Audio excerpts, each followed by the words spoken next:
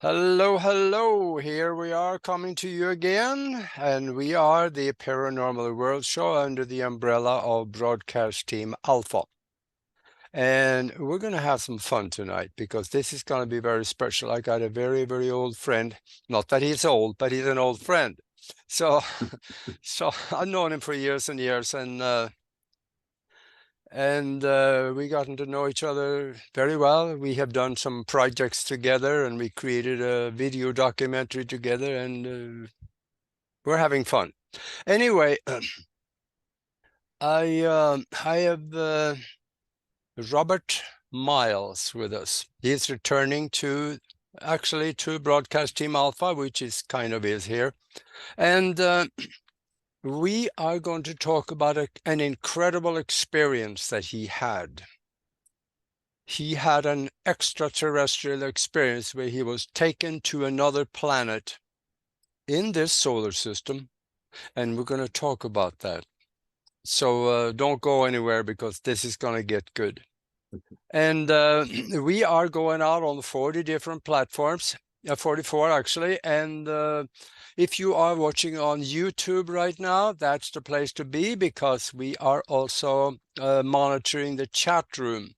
The other platforms we are not able to monitor, so we are just watching you on YouTube, and you can participate in it. Put questions in there and put the questions in capital letters so we see them easily. That way we can answer them for you. And if you want to get a hold of Nori Love and myself, you can go to broadcastteamalpha.com and send us a message. We'll get the message and we'll get back to you. And otherwise, I want to tell you that Nori and I have created a spiritual think tank where we do some incredible things. If you want to be part of something that is bigger than yourself, come and visit. It seems like a lot of people talk about prayer. They hardly ever work, but there is a way to make them work, and that is to work with the universal mind or the quantum field. When you know how to talk to it, things happen. It seems like we are creating out of seemingly nothing sometimes. Things just shows up. You should come and check it out. If you want to be part of something like that or come and check it out, send us an email to themastermindconnection@gmail.com. And if you like what you hear tonight, please subscribe and click the bell next to it so you can see when the next videos are coming out. And we have Robert Miles with us, and welcome to the show, Robert. Thank you very much, old friend Aage. Yeah, It's exciting to be back here with you, talking to all the people that's out there that follow you and follow programs like you produce, you and Nori, worldwide. And yes. isn't that amazing? Yes, and I do want to say a couple of few things about you because there may be two or three out there that don't know you. You've been around a long time. You've done a lot of documentaries, and you are an author. You are a videographer. You are a movie producer, and gosh, you've done so much that I just ran into a corner when I was trying to put together a introduction for you. Maybe you could say a few of the most important things that you can think of that you have been involved with over the years. Oh, I'd love to. Um, Probably the thing that's the most interesting about me is I've always had the spirit of adventure. I've adapted and adopted the spirit of adventure as a way of life. Yeah. And I highly recommend it, but you better be ready for it because, like a lot of things in life, there's ups and downs. And ultimately, it's like you were talking about. Yeah. If you engage yourself and you don't give up, and you take the bad and look, I think we learn a lesson from the bad if we're smart. And I know so many times I thought I learned the lesson, and then I went back and did something just as foolish and had this premonition that it wouldn't work. But I also had this feeling that, well, it could work. You know, some people play the lottery.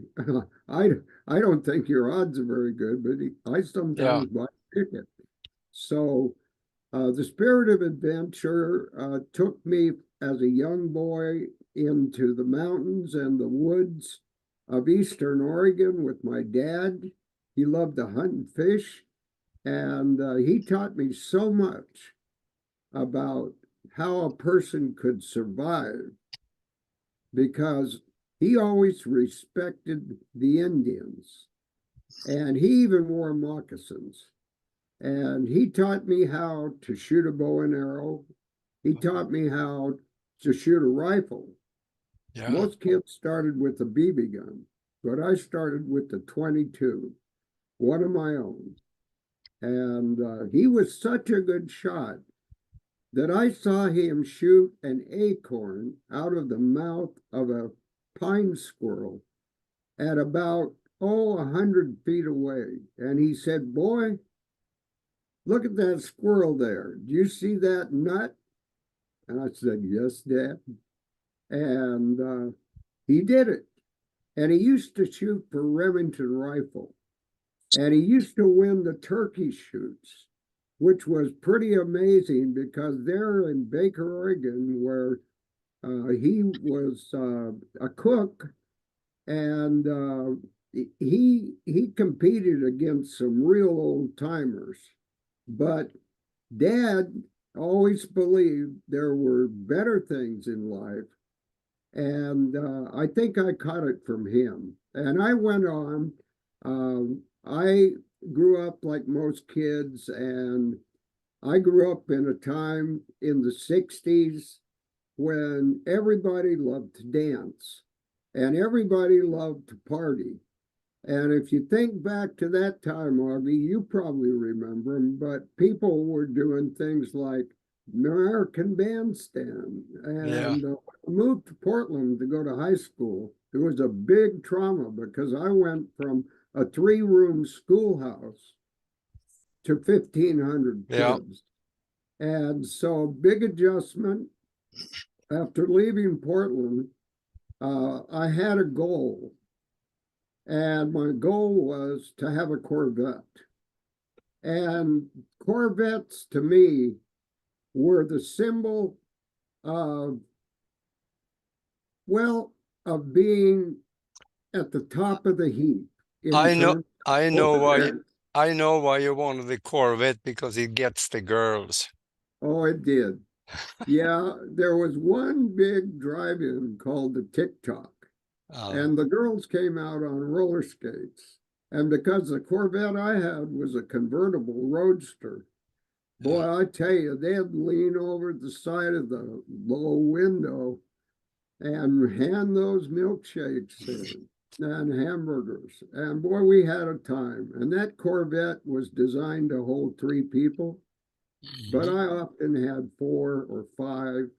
And we had a good time. Yeah. And after I finally got one, the very first night, Augie, I tore out of that drive-in, impressing the girls and all the guys sitting there with their cars. And that was a time when a lot of the cars, the Dodges and some of the other ones, had souped up engines. And Yeah. the police saw me. And within a very short time, they were after me. And of course, being in a Corvette and being young, I figured I could outrun them. Well, Augie, I didn't outrun them. What I did is I ran straight into a brand new 57 Ford. And I totaled the Corvette and I totaled the Ford. And I'll tell you, I should have learned a lesson.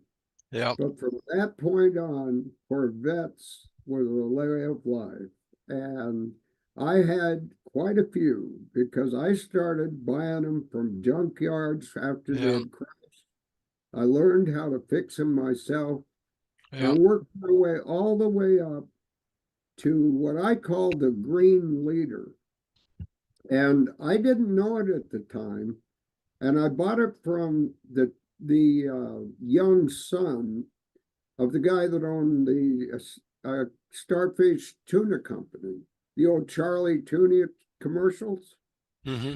I had at that time an old J2, which had three carburetors. Yeah. And I honked that guy down and I said, "Hey, your Corvette's kind of damaged there. It's got a fender hanging." And he said, "Yeah, that's a nice car you got." And I said, "You want to trade?"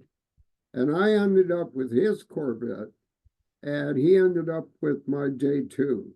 But Corvettes have always been a symbol. And let me tell you, I'm 81, but I still want another one. Yeah. Yeah. Well, that could be for another day, probably. And I think there's a lot of people out there that already had some experience, maybe about the Corvette, except for the crashes, those who you want to stay away with. But you also you did some sailing.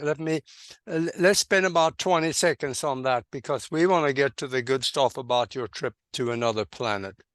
Yeah, you know, I was living a good life there in Portland. I was selling death. I became a salesman after I had gone to college there. And going to college, I worked in a shipyard Mhm. building ships and boxcars, and I made darn good money. But you know, it was a nasty job. And one day, when John F. Kennedy died, I remember the overhead crane that was bringing the boxcars down the track stopped for 2 minutes. Mm. Then it blew the whistle and went back to work again. Mhm. And 3 days later, a railroad car, the side of it fell down and crushed one of the workers. And I had a speedboat. I was water skiing on the Columbia, and I happened to meet some people, and they started talking to me about boats. Hey, Mhm. you got a nice boat, you know, all this, but we're building a boat to sail around the world. And so I got to know them and I went over to their house and they were pretty nice people. And they said that river out there, that Columbia River, Mhm. that's the way to a whole nother way of life. Yeah. And within a short time, I ended up buying an old boat. And because I was a steel worker, I replaced the wooden hull because it was all rotten and put a steel hull on it up to the water line. And I think you got a picture there of that sailing, and that appeared in Sea Magazine, which was the premier magazine of that time in the Yeah. whole boating world. Yeah. Well, And it was go ahead. we'll get to those pictures in a second, but I wanted to uh, talk to us about your experience that brought you to another planet. And but before you do that, I want to say something, and that is that that was Jupiter. That's right. Yeah, Jupiter, for most people, they think of Jupiter as a gaseous planet, just gas. But it may not be so. Because think of it. Let me explain a little bit using logic and science, both. First of all, Jupiter is so big, it's kind of the vacuum cleaner of the solar system. When things come in through the disk, it passes going in towards the center and it can't get by Jupiter. Jupiter absorbs the asteroids and the rocks and the dust from space over billions of years that will accumulate inside the planet. and it will create a solid center. That center will grow as the billions of years go. So we have a center that is solid inside that planet. That's logically, it has to be that way. Now, on top of that, NASA he has been up to now telling us that Jupiter is just a gas giant. Well, no. They reversed their decision on that now because they have just recently come out and said within the last less than a year, saying that we have detected a large ocean under the gas on Jupiter, which tells me it is another planet with a different type of atmosphere that appears to be blue at the outer edge. So now we got a planet where there could be something there that is totally different than what NASA has talked about. And that is what you experienced decades ago. So tell us about that story, how it started. And I'm going to say that was decades ago. That was in 1971. And I had built one of those ships, a trimaran, which had 3 hulls, and we sailed it from Portland down the California coast to San Diego and then sailed on to Hawaii. And that took a trip of 24 days. And we had expected to do it in 16 because these trimarans are fast. Now, that old boat I built, the Tanya, it did about 6 miles an hour, but this trimaran was capable of speeds up to 25 miles an hour. Yeah. And that all depends on the wind because we had a little outboard motor and we couldn't carry enough gas except to gas in and out of the harbor. But I'd like to say, first of all, I've made a bunch of motion pictures. Right now, they're documentaries, and I think there's like 15 or 16 in release now. And at one time, we had our own series called the UFO Chronicles on Amazon. And now, as you know, I retired for a while. Sometimes, Augie, we would get orders back when I was selling, and I don't sell anymore. I don't sell books. I don't sell DVDs. I don't sell my movies. I have a team that does that. And so sometimes we had 600 orders a day when Fast Walkers came out. And Fast Walkers, as you know, and some of your audience would know, was the #1 film of its kind in the world and was shown in theaters on a movie screen in film. And then Columbia Pictures and other companies bought my story Safe Space, which was a book I published in manuscript form. And they hired me as a writer on that project for 2 years. But the planet Jupiter, back in the days when I dared to talk about my experience, because everybody said I was crazy. You're delusional. How have you been taking LSD? Because that was the days of Timothy Leary too. But I would say that my genres are UFOs, UAPs, aliens, extraterrestrial, and government conspiracy and cover-up. Now, the stuff that people is hearing comes direct from the DOD, the Department of Defense. It's one of the most carefully guarded secrets the world has ever had, because only one country of the world had the technology that gave us, America, the gateway to other planets and other systems, unless it was extraterrestrials. Yeah. And you and I know because we just made a film that's coming out that showed that the Germans actually had bases on other planets and on the moon, probably as early as 1936. And you did a film with one of the greatest people of all time. And that film shows pictures and the whole buildup Yep. that the Germans did to produce flying saucers. Yep. And those flying saucers were capable of being how fast, Augie? There were a Well, series. the Haunebu 2 could go anywhere from about 9,000 to 21,000 miles an hour. Yeah, yeah. And how high could it go? Well, then again, I had on another computer, I had the test results written in German from one of the test flights of the Haunebu 2 from the surface to 60,000 feet in 3 minutes. Wow. Now the Honeyboo 3 and 4 went where, Augie? Yeah. Yeah, yeah, it went to the moon, didn't it?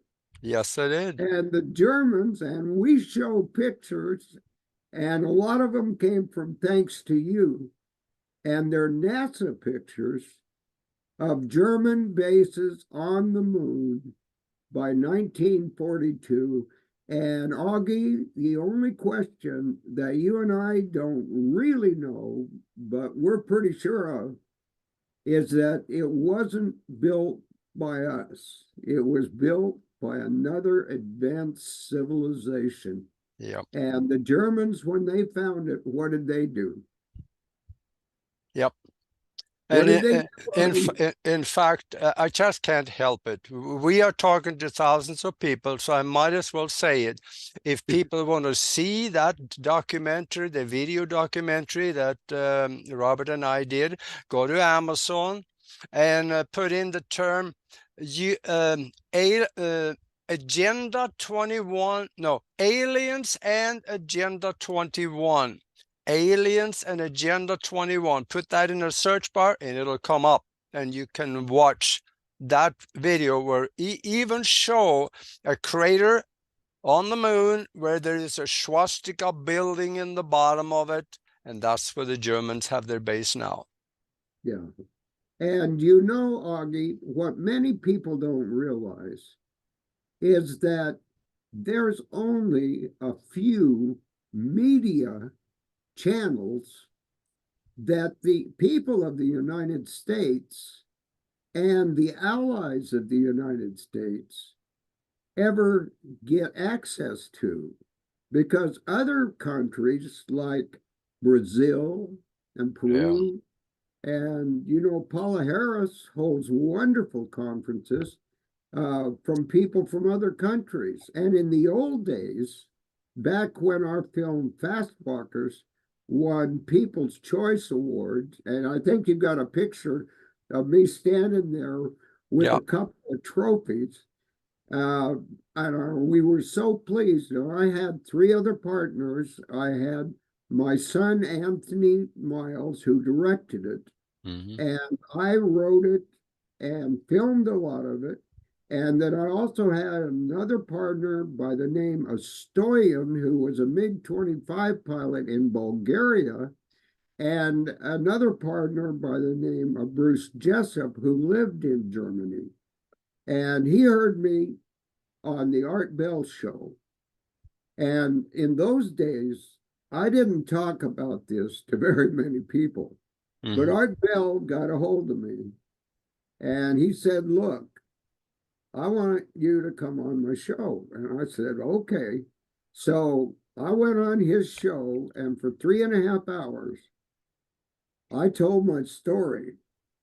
And of course, the next night, they had this colonel attacking me and saying that I was either drugged up or delusional because people like scientists like Hal Puthoff And Ingo Swann, one of the greatest painters and storytellers in the world, worked for the UN as an Yeah. interpreter.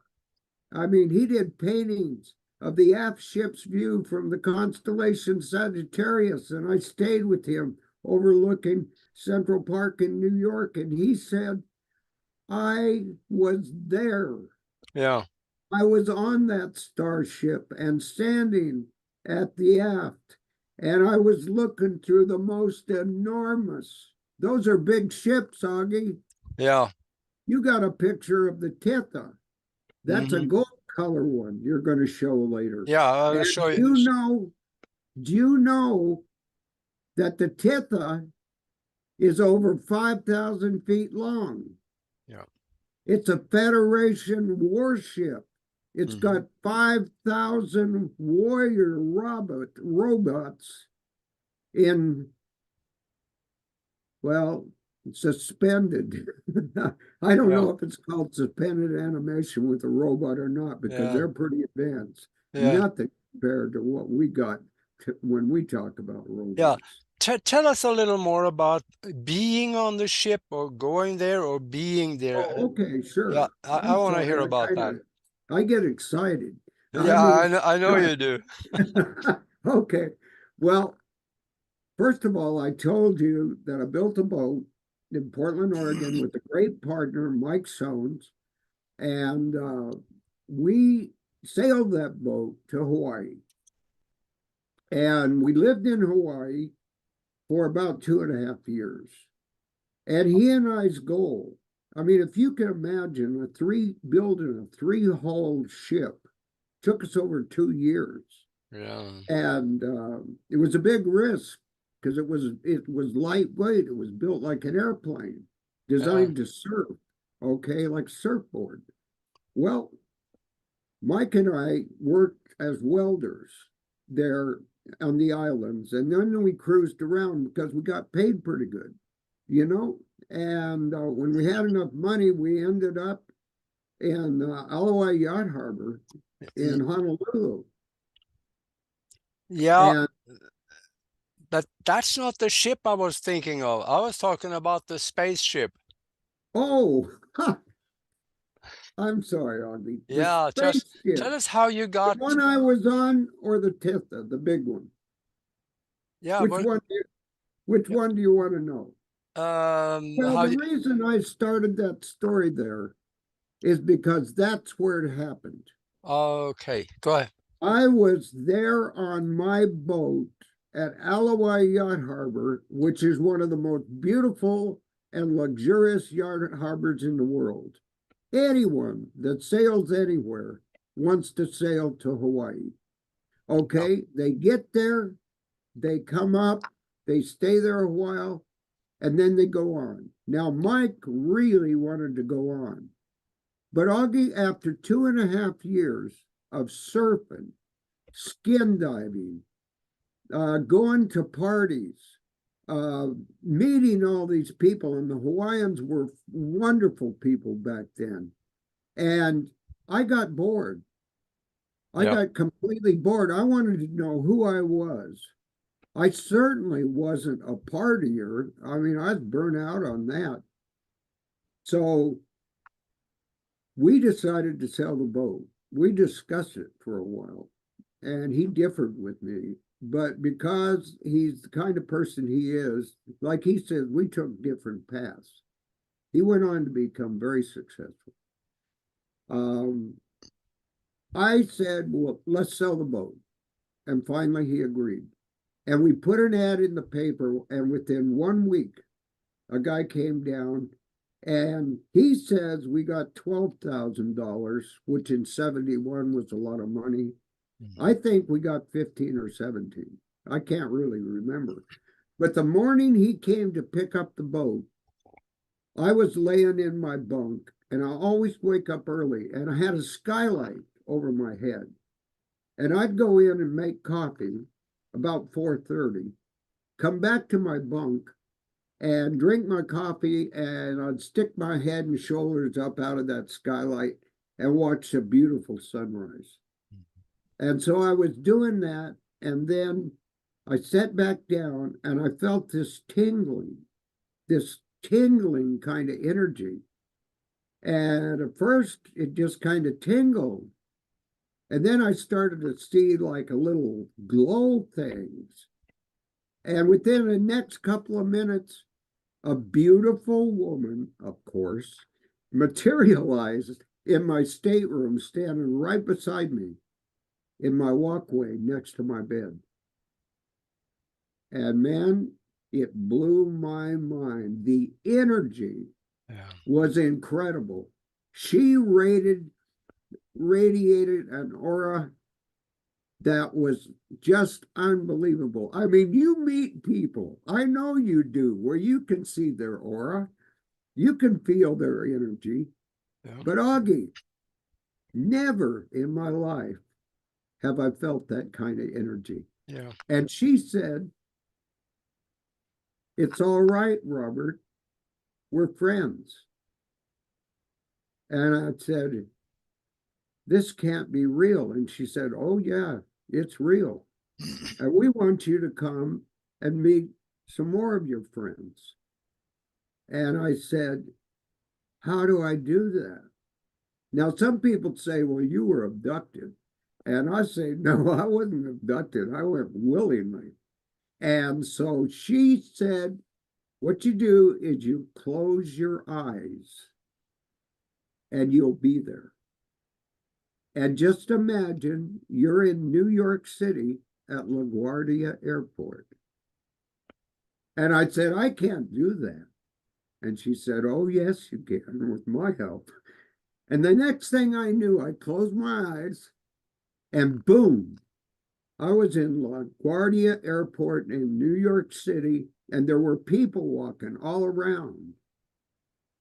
And she said, "I want you," speaking in my mind, "I want you to go up to the counter and ask for a ticket on the Jupiter flight."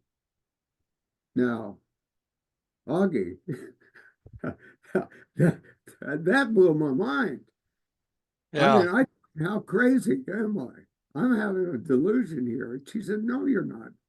Go up to that counter and ask that lady for a ticket on the Jupiter flight." So I did. And I walked up to the counter and I said, "I'm Robert Miles. And there's a lady that told me I should ask for a ticket on the Jupiter flight." And she said, "Well, let me check the computer." She checked the computer. She said, "Oh, yes, here it is." And she gave me the ticket. And I said, "How much is it?" And she said, "Oh, no, that's all taken care of.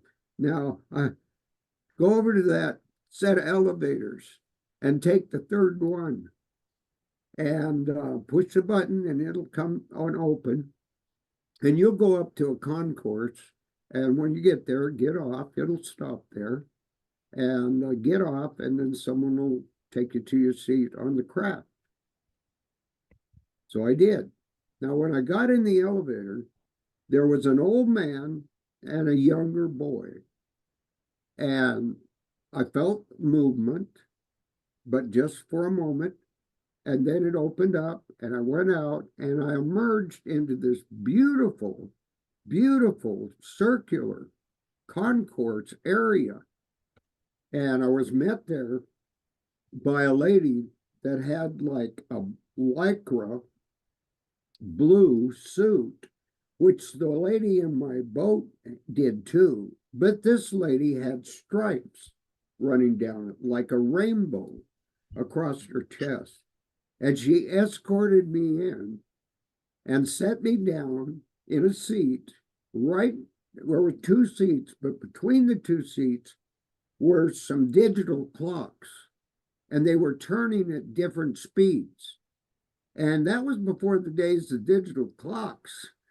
And there was a round porthole, and I looked out and I saw lots of big things, but I didn't know what they were. And then over the loudspeaker, it said, "We'll be taking off in a few minutes. It'll be a short flight, and please enjoy." And so within a minute or two, with no motion, no feeling of motion, I looked out the window And I could see that we were moving away from the Earth. The Earth was big and round, like the picture NASA paints. And we go on, and within a few moments, it shrank and shrank and shrank until it was the size of a marble, and then it blinked out. We landed, and I exited on a concourse. It was moving, escalator. It was moving. And as I came down, I looked up at the sky, and it was the most incredible aurora borealis of colors, the pinks, the purples, the blues, the gold. I mean, it and the energy, Aage. It was mind-boggling. It was Yeah. incredible. I had never felt like that. It was orgasmic, not in a sexual sense, Yeah. but it was like, we have chakras, right? It's like every chakra was activated. So I was met there by the lady that had invited me and Oh, three okay. other people, and they wore white robes. And as I looked out at the landscape, it was beautiful, like grass. And there were some buildings, they were like domes and they were sunken in the grounds. And I went to one of those buildings and I attended a briefing. And that briefing, Aage, has changed my life ever since because I was shown that if humans don't change their ways, we face the most cataclysmic times in the history of our world. And as you know, I'm a little bit of a religious person. And I believe God gave all of us free will. Other people, some people think they're predestined. Some Mhm. people think that it's all about this or that. Yeah. But, you know, don't smoke, don't dance, don't drink, uh, whatever. But I believe God gives us the choice. Yeah. And if we don't work together to make this world a better place, you're doing it, Aage. You and Nori and all your people that are working together are doing that every day, aren't they? Yeah. Yeah, and you're amazing, you guys. I mean, how many shows do you do, Aage, a month? Getting the Uh, word. I don't know. Yeah, I mean, plus you do work in pictures and stuff, and you write books. A lot of these people probably don't know a lot about Aage Nost, but he's quite a guy, and so is Nori, quite a gal. Well, I think you've done a lot more than me because you've been around longer, so you got a little more, you got a little going on me there. Yeah, well, I'll tell you, Aage, all of us have a choice. Yeah. And so I was briefed. And most people who have heard of this kind of an experience, and for a long time, nobody had heard of the multiverse. They had never heard about multi dimensions. People with those kind of stories were sent to the loony bins, the crazy house. Some of them were electroshocked, Some of them, terrible things. But Aage, some of this really happened. Now, there's people that make stories up. But Yeah. I'm telling you that ever since this happened to me, my story's been the same. And I call it a mission. I was given a mission to help change the conditions on the planet through the use of modern communications. And modern began for me working at a community television station on a program that was put on by the city where they had to have an access channel.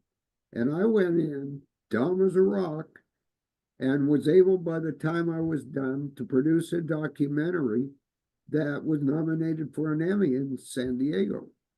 Now, I didn't win. Yeah. I tried.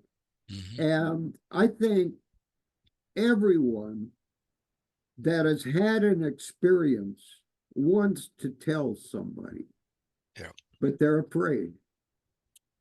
But the difference is that right now in the United States Congress, there's a debate going on. And there's quite a guy by the name of Steve Bassett that Yeah. has led the Disclosure Project. And I tell you, every time, well, our award-winning film that we started out with was called Fast Walkers, They Are Here. And Steve would drive an old car that was a clunker. I mean, you could hear it clunk. And he would come to every premiere. And he invited me to be a speaker at the X conference there in Washington, D.C. twice.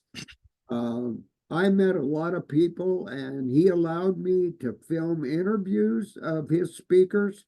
And he had he had people from all over the world come there. And it was even covered by the media, which Yeah. was real rare in those days.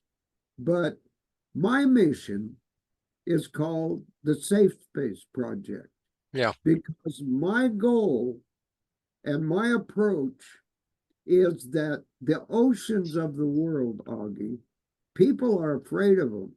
And I respect them because on that cut down the California coast from Oregon, we had a storm that blew us 300 miles out to sea. We were going into Monterey.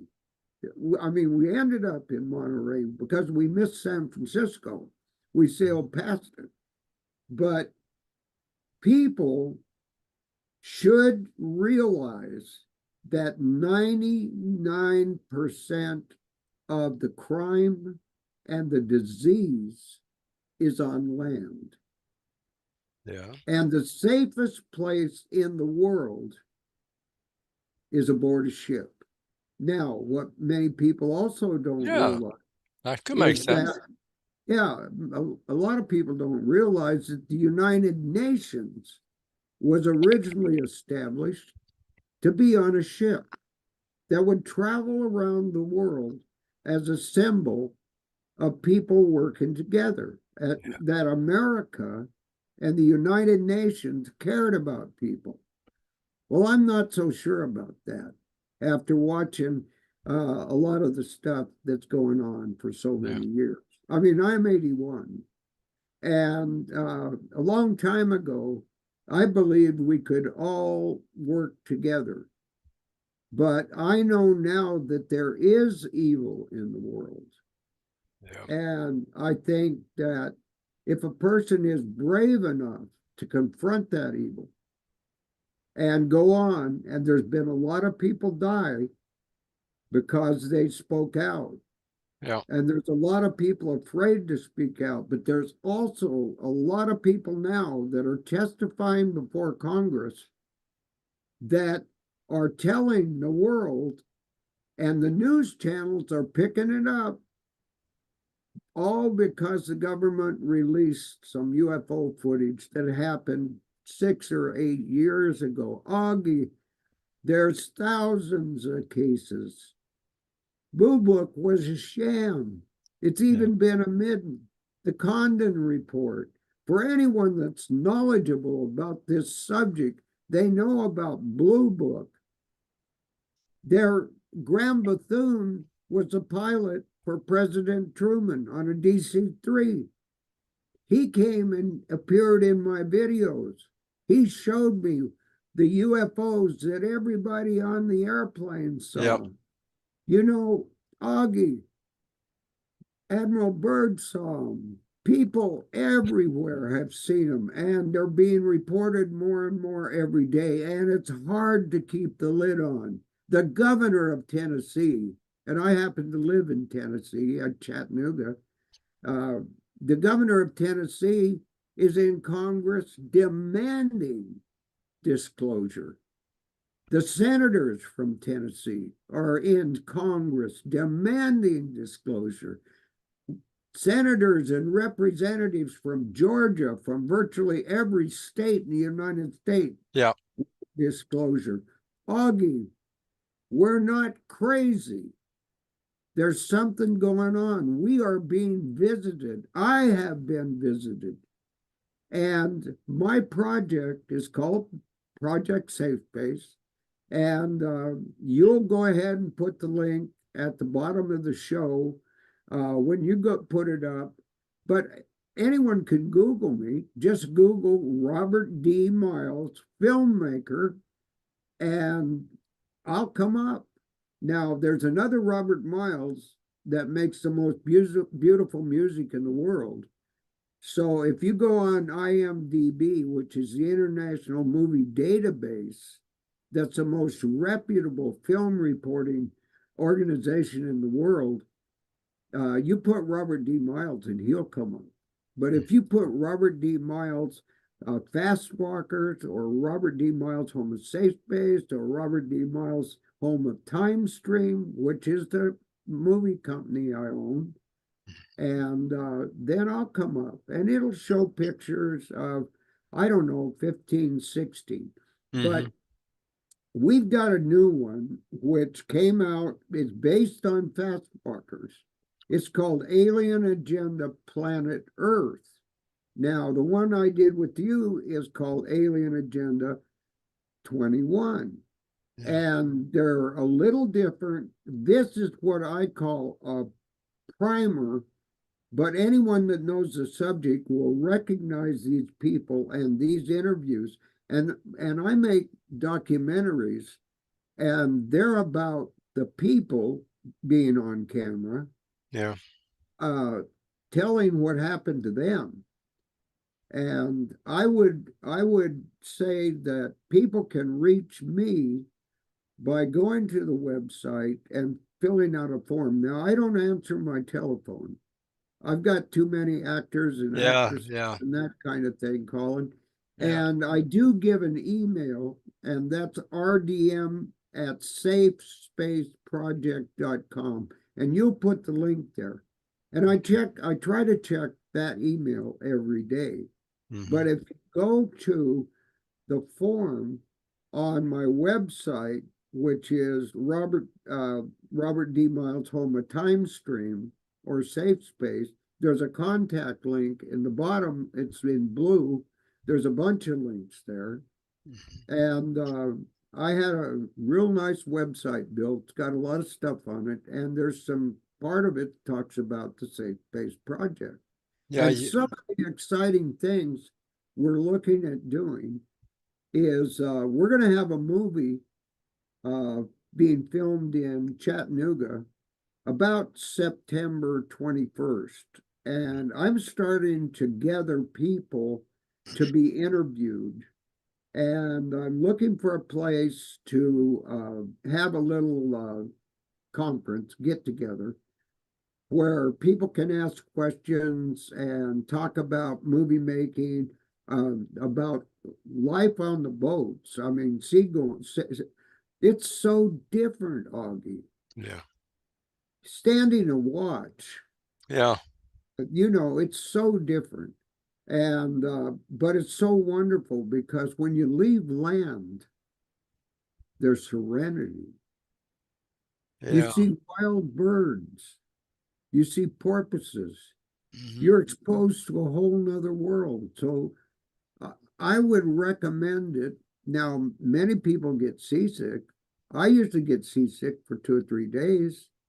And, and so, you got to be prepared for change, just like anything, if you're going to go to sea. Yeah. But I recommend getting out on a boat, spend a day or two, ideally offshore. Yeah. Not go ahead. Let me get back to the Jupiter, Jupiter? Jupiter Okay, again. When you were there, yes. you mentioned that they told you that if we do not change our ways here, we are going to have some challenges. But Oh, more than that, Augie. This world will never yeah, be the I was trying to be diplomatic. So same. so what did they say anything specific, or would they show you something that Oh, might have happened? yeah. It was like being there.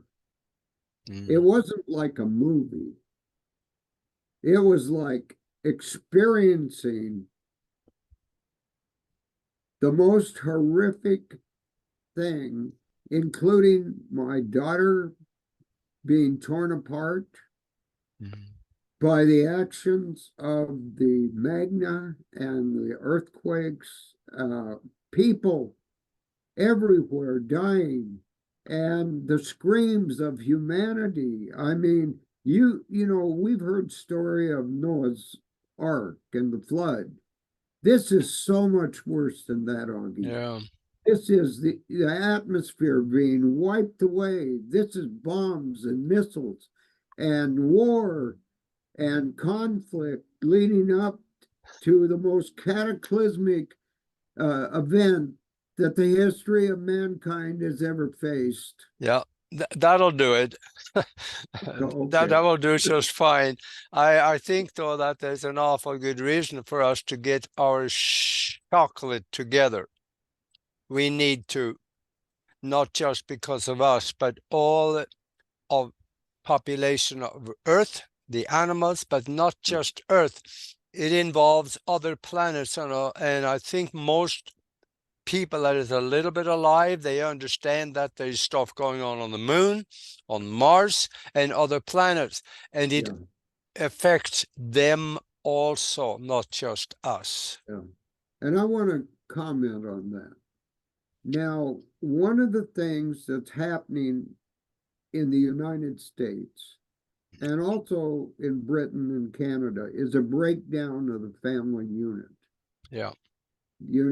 There is a conscience probing uh, attempt, almost forcing attempt to be in your face and rebel Mm. and to break apart what you have in the way of family. And Augie, down through the generations of humanity, unity, whether it was the family, the tribe, whatever, the Yeah. country, it was a wonderful thing. People took care of other people. Yeah. People shared bread. The more hard times were, the more they shared. Anymore, it's unbelievable. And I honestly feel that it's not accidental. I believe that what we're experiencing is pre programmed Mhm. manipulation and takeover, not only of our country, but of the world. It's a planned event. Yeah. And if people are foolish enough to believe the government and its lies and to put their lives in the hands of those people, Augie, they're going to have to they're going to have to read. They're going to have to go listen to shows like yours. They're going to have to somehow um, convince themselves that we all want to trust. You Yeah. know, as a whole, Yeah. good people want to trust. They want to believe that this person is a good person. But Augie, people have quit trusting each other. How many times have people driven by? How many police officers have been killed here in Chattanooga, which was a peaceful city? Yeah. We're getting 3 police officers or firemen shot dead about every week. I Mm. mean, it's unbelievable. And the government, do you know that back in the days of 82, when we were doing the conferences, there were already bookkeeping information that the government had lost $3 trillion out of just the housing department. Yeah. And that goes into the black budget. Augie, I've got a degree in management information services. Okay. I went to college, one of the best colleges in the world, on computer science.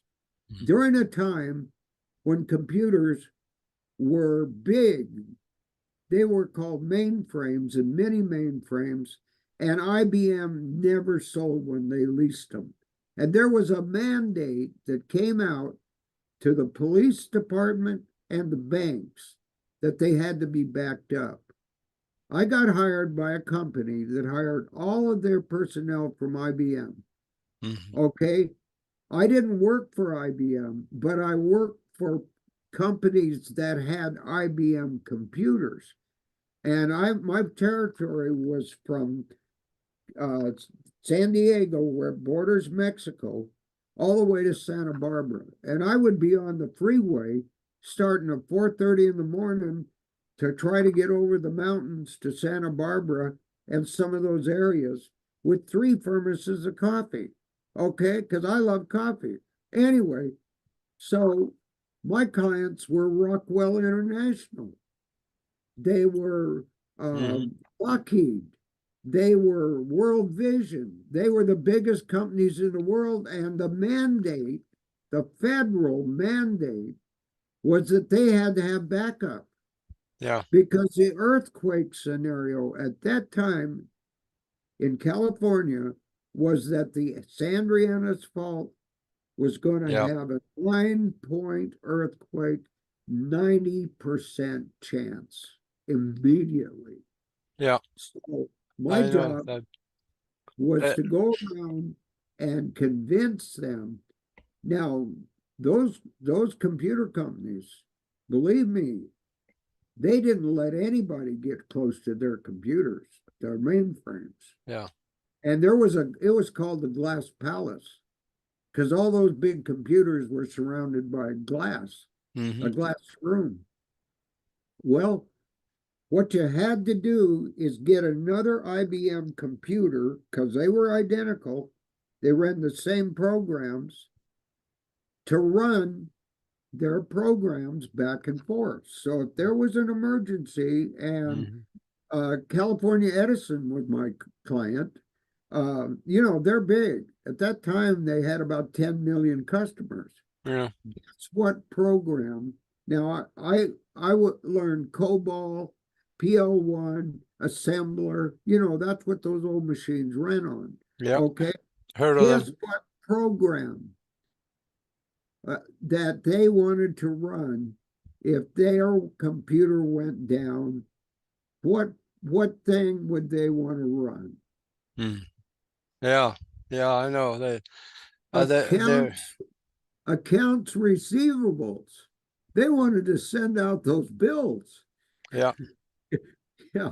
Can you imagine pushing a big Winchester disk drive? Those things were 4 feet in diameter. Yeah. I've seen some of those. In fact, I up in Nebraska, I was with someone that showed me around one in 1983, Yeah. and that was big. Boy, oh boy, it was big. But that's the past of the computers. Now they have computerized humans. Humans Oh have yeah. now become a hackable animal. Yeah. And that's a different show. I think we gotta wait with that one because Yeah. that And one it's gets deep. wireless. It's wireless. Yeah, Everybody says mask is going to run a cable to your yeah, brain. Hey, it's yeah. wireless. And I see now that I see now we're getting down to the end here of the show. So Oh, let really? people, yeah, hour went fast when you're having fun. Was So that an hour? You guys are too much fun. yeah, I know it's Hey, probably illegal, let, but let me say something about Jupiter. yeah, The government doesn't tell you that they've been mining Jupiter for a generation. Uh, The government doesn't tell you that the exotic materials and minerals that are needed in extraterrestrial travel yeah, are there on Jupiter and some of the other planets. Like you say, those rings are full of debris, and the planet's core is unbelievable. And so are the other planets. They're inhabited, Augie. I yeah. saw it. I got the nickel tur, as Bob Dean used to say. Mm, And he got it too. yeah, And I I tell you, people don't realize that we have a program, we have treaties. We have treaties with extraterrestrials. There's been 4 treaties signed. Some people have rumored they've got 2. Well, mm, there's 4, Augie, and they've been allowed to take humans and experiment on humans. yeah, And there are bases underground, there's tunnels, there's bunkers. There's a program for some people to survive. yeah. And the people in your audience know about it. They know that there's something going on when Maui goes up in flames, but people with blue roofs Mm. aren't even touched. Yeah. They know that we've got laser weapons from space when there's laws against that. Mhm. Weapons in space.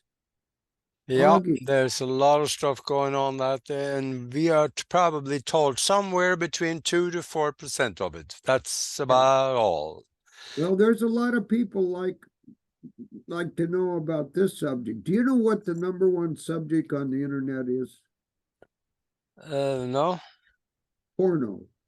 Oh, oh, Okay, okay. Now, number 2, no? UFOs. UFOs.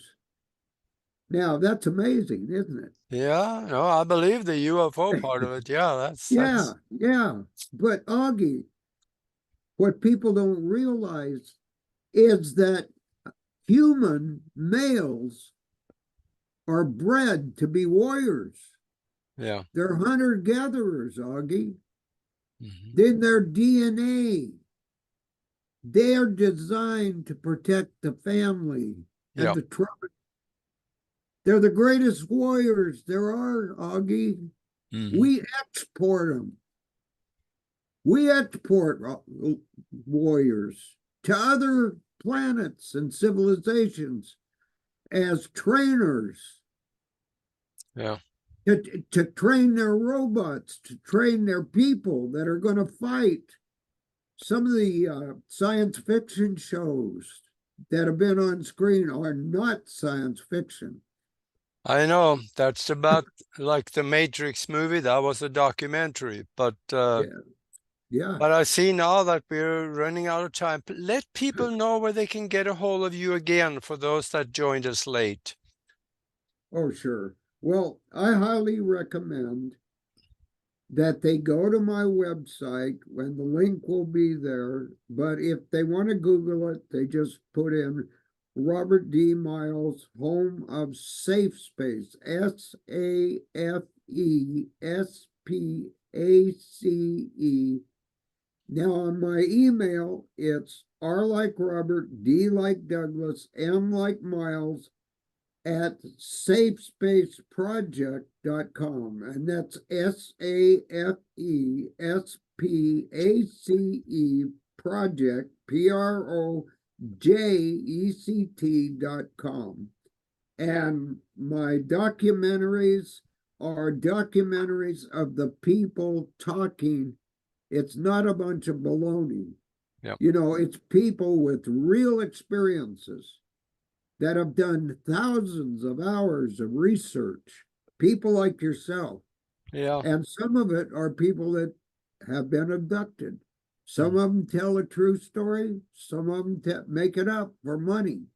You know, there's a lot of that going on. Yeah, there's a, And and you got so, some of the most credible people in the alternative arena on your documentaries. yeah, And in yeah, fact, if people want to find the documentary that Robert and I did, go to Amazon and put in Aliens and Agenda 21. You're going to find out what's going on in this world behind the curtain, as well as you're going to see some of the most incredible pictures from space, and they are NASA prints, many of them, and there's Russian, some of the Russian prints, and I think we got a couple of them from the Chinese Space Agency also, showing there's stuff going on in space we are never okay. been told of. Yeah, Augie, and there's another one that we released, which is an upgraded fast walker with 4K footage and stereophonic sound Mm-hmm. and captions, I believe. And it's called Alien Agenda Planet Earth. Oh And yeah, they're side by side. And if they've never seen some of these people who have passed on, yeah, like the Pope sent Monsignor Coraldo Balducci to be interviewed. Okay, and he was the Catholic Church's demonologist, and he wrote all the books, and he was a head person that did what do you call it when you take out evil spirits? Whatever it is. Anyway, he got up and he says right on film, he says that the Catholic Church has been in touch with aliens for thousands of years and that they're more holy yeah, than humans because they don't have original sin. yeah, Now, that's interesting. yeah. Okay. We know that they admitted it, so yeah, we know.